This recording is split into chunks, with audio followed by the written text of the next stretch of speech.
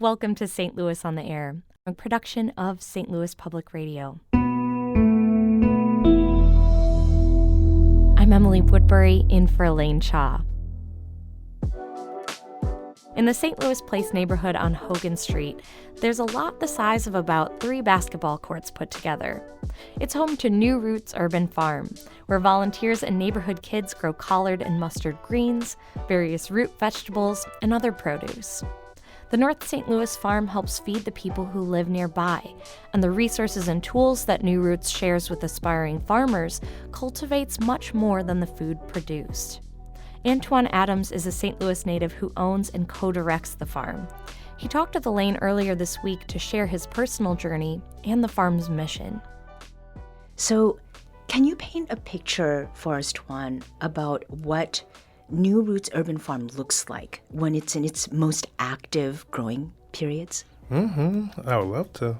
So imagine lots of sunflowers. That's my favorite plant to plant. I love sunflowers.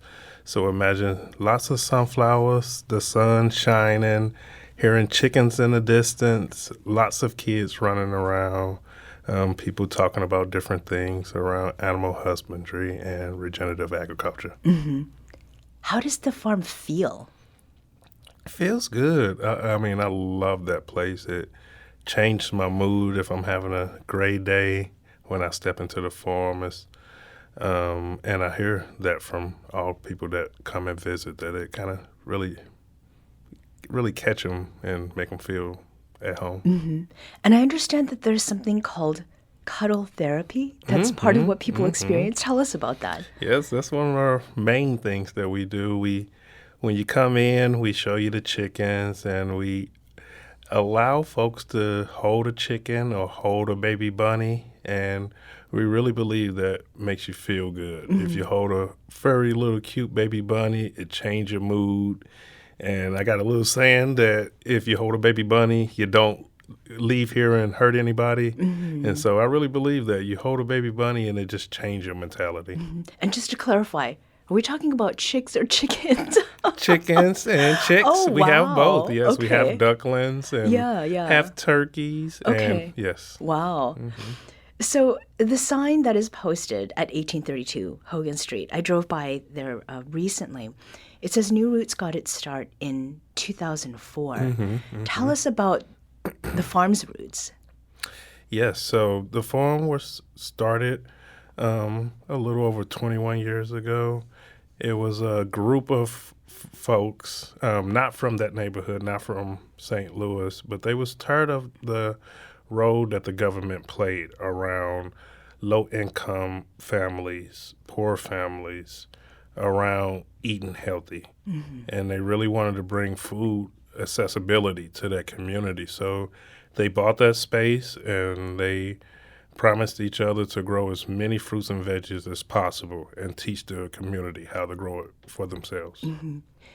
So at what point did you become involved with New Roots? 13 years ago, I was a stay-at-home dad, and my kids was getting older, going off to school, and I was watching a bunch of survival shows. And I really took a liking to that type of TV, and I really wanted to raise some birds of my own in the backyard. And I met a friend of a friend who introduced me to one of the leaders of New Roots Urban Farm at the time. And they told me he was harvesting birds. And so I went over there to see what that entailed. I didn't know harvesting birds was getting them ready to consume. Right. But that leader, he asked me did I want to do it. Okay. And I'm like, oh, heck no, crazy man that I'm meeting for the first time today. No, I don't want. But he sat me down and he gave me a long speech like, hey, man, if you eating meat, you want to know where it comes from. He told me, hey, I treat my animals like I love them. I only give them the best foods. And this is the best meat you ever had in your life. And so he convinced me that day to harvest a bird. I took that bird home and cooked it and fed it to my family, and it was some of the best meat I ever had. My family was so satisfied. I felt empowered by this whole experience that I just did.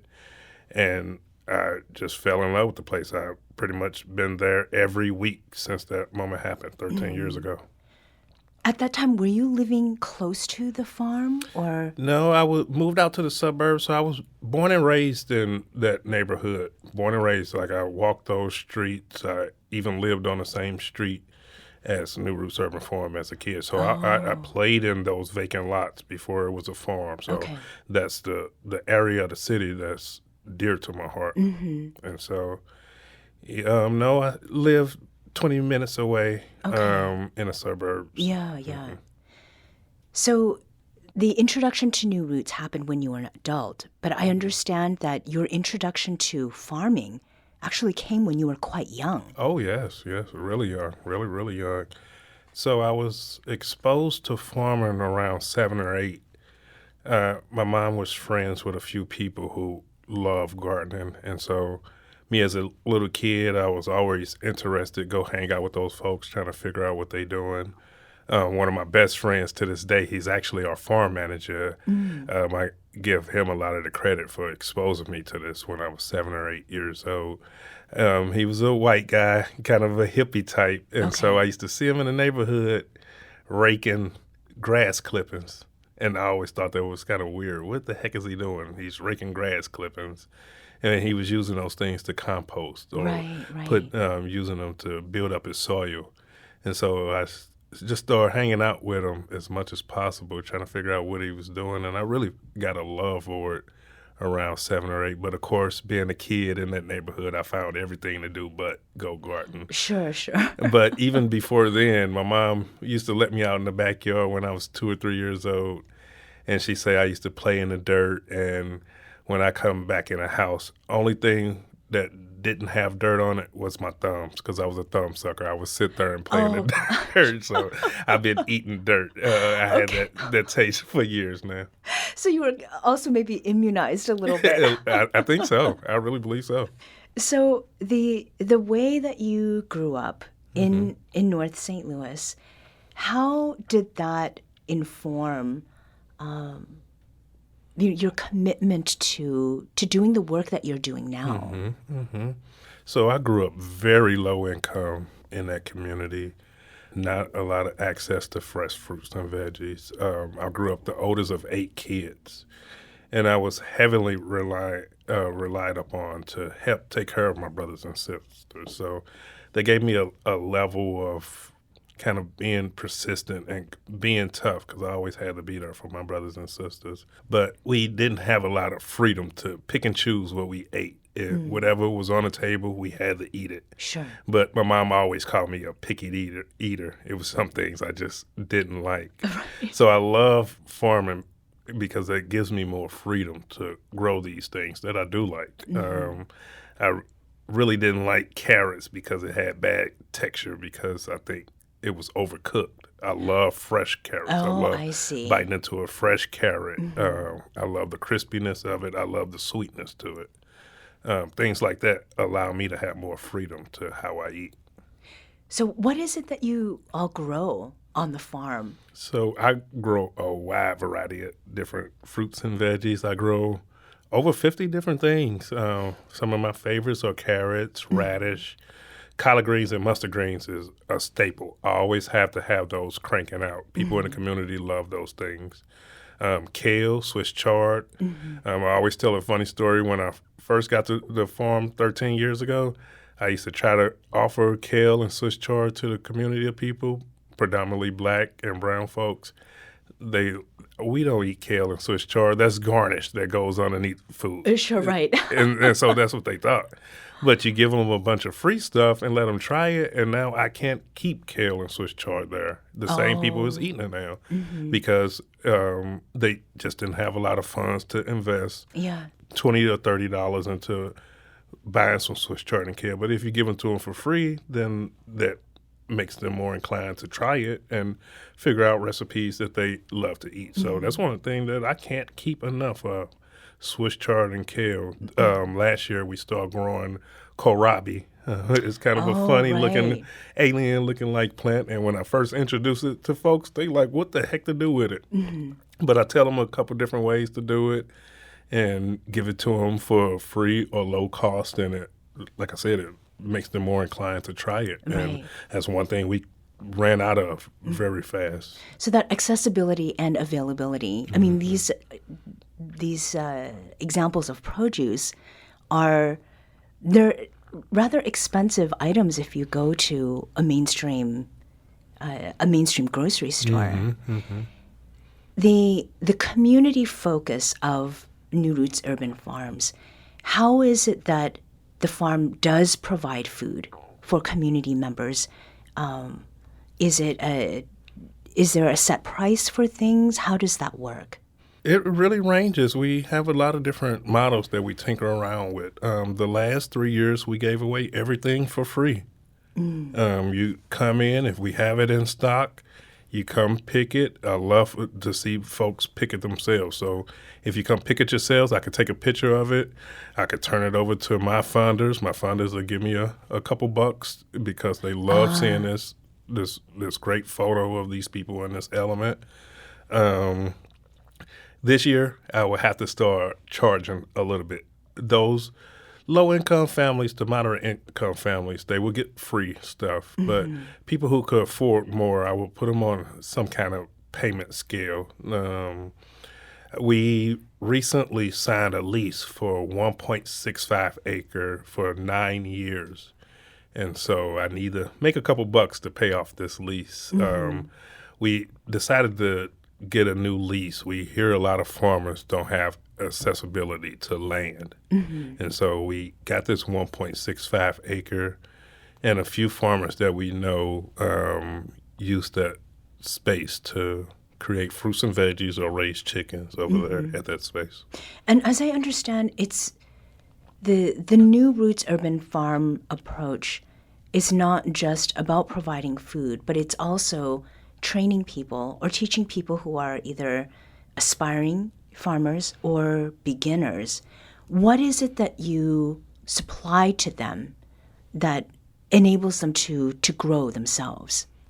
Some people just need the simplest things like seeds or dirt or the knowledge or a pep talk. Sometimes in farming, you can plant some seeds, you can do everything right, and it just don't work. Right. And so I'm often telling people, try it again. Don't give up. I think one of the bigger things we do is offer technical assistance. So we always have some of new information that new and beginner farmers need, and we pass that along.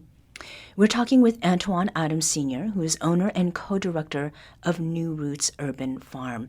New Roots is located in the north part of St. Louis City. So the farm and the food, the people who live right across the street or stay right across the street from the farm and the immediate neighborhood, what is the farm's relationship with them? Yeah, so we get a lot of visitors from all over the city, even from Illinois. But in that community, we started to see like a lot of folks using our farm from the neighborhood, the people who live around the neighborhood. Sometimes kids just love to come hang out and see the animals. Mothers and fathers love coming and visit the farm and remind them of being on a farm when they were younger. But directly across the street is a detention center for 11 to 20-year-old boys. I started a gardening program over there where we built them a couple raised beds. They house in a flock of ducks, and we gave them a few bunnies. Just in the last 2 years that we introduced this program to them, we've seen wonders. The best thing ever is to see these group of guys arguing over whose turn is it to hold the bunny. These are big guys, bigger than me. Some of these kids are tough. Right. But they get into a little argument about whose turn it is to hold the bunny. They raise a bunch of crops like peppers and tomatoes, and they put those in the cafeteria and ate those last year. They got some ducks over there just to see their face light up when they see their ducks waddling around when they trying to play catch football in their yard or hopscotching over piles of manure. It's just a sight to see. I'm really big about giving these youngsters something to look forward to when they get out. Mm-hmm. I just ran into one of the students over there, and I was going into a gas station and seeing this young teenager looking at me kind of funny, and he spotted me. My car has a New Roots bumper sticker on it, and he recognized me in the car and came up and gave me the biggest hug. Oh, that's lovely. And told me that he's looking to come volunteer. Just stories like that warm me up. I easily could have been one of these boys in that detention center, but I had a mom who kind of always gave me that dilemma. Hey, so I born and raised on that block. So my mom used to give me that, hey, Twan, if you don't take your butt to school, I'm going to drop you off at the detention center across the street. Oh, right. And so throughout my life, she always kind of taught me, hey, it's these two roads you can go off of, and I always chose school. Yeah. I didn't go the furthest in school that I wanted to, but it allowed me to know that how serious the prison system is, and I didn't want to be in that situation. So for those who are listening and thinking, I want to see and feel what it's like, not just the bunnies, but the growing in a community, how is it that individuals can get involved? Come through. Follow us on Facebook, Instagram, New Roots Urban Farm. Always feel free to stop by on Tuesdays and Saturdays, 12 to 6 p.m. And I always tell folks, you don't have to stay the whole 6 hours. Come by for 5 minutes. Come see what I'm doing. I love coffee. Come bring me a cup of coffee or something. You can always feel free to just stop by for an hour or so if you have, or you can stay the whole 6 hours. That's fine. But Tuesdays and Saturdays, 12 to 6 p.m., I will always be on staff. It's winter time right now. What all are you doing at this point? Oh, it's game time now. It's time to start organizing tools, organizing the farm, setting up volunteer groups, making plans for this upcoming season. I had a nice little break. I just had a new baby boy 2.5 months ago. Oh, congratulations. So we really been enjoying him. So I take a month off, but it's game time now. It's time to get back into shape.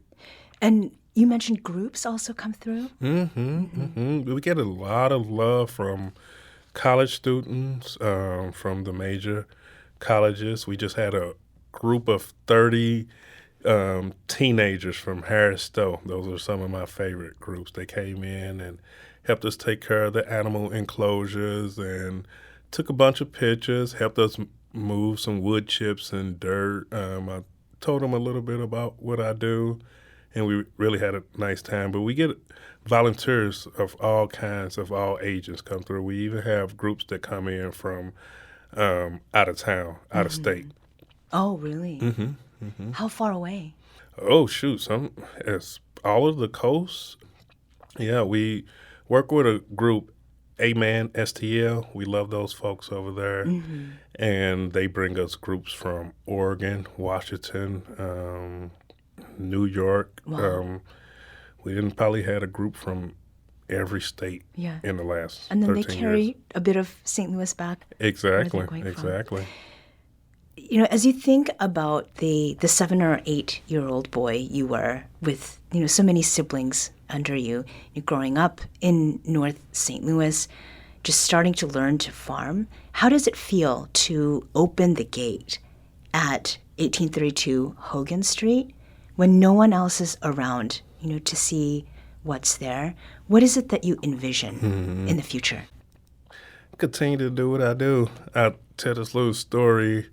My wife and I work with a group, Operation Spring Plant. There are mentors located in Henderson, North Carolina, and we go visit them at least once a year and learn from what they've been doing. They've been farming and gardening for probably 50 years now, and so we really love these elders. They kind of do this thing where they drop us on our head, and then they pick us up, and then they drop us on our head, and then send us back to St. Louis, and you guys got potential, but you're not us yet. And so in the midst of one of those, dropped on our heads and picked up and dropped on our heads again. We drove back to St. Louis, and Mina, my wife, and I opened up the farm to check on the animals off of a week-long trip there. And we opened up the gate and head just spinning like, what are we going to do? They said we got this potential of doing something really great, but we're not there yet. But how do we start? What do we do? And we opened up the gate, and the young man from next door, he was 8 at the time, walked past us, didn't say anything to us, walked past us, walked through the farm and said, this is my safe place. And we both teared up. I think that.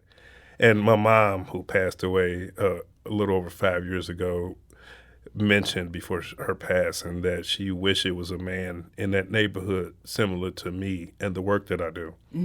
And so I think our number one goal is to be access for those Black and brown kids, to have a safe place, to learn something new, not be as tough, be gentle, look at a sunflower growing, touch a worm for the first time, see bees, see a ladybug, touch a fruit or a veggie that they never seen, touch a chicken, hold a bunny.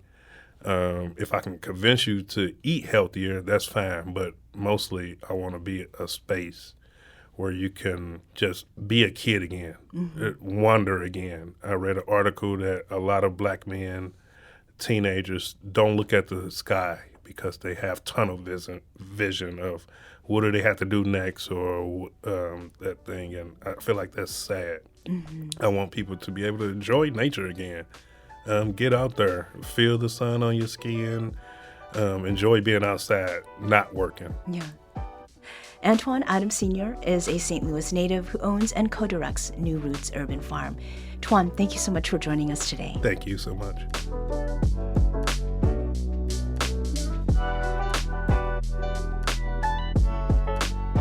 Antajuan Adams spoke with host Elaine Cha earlier this week.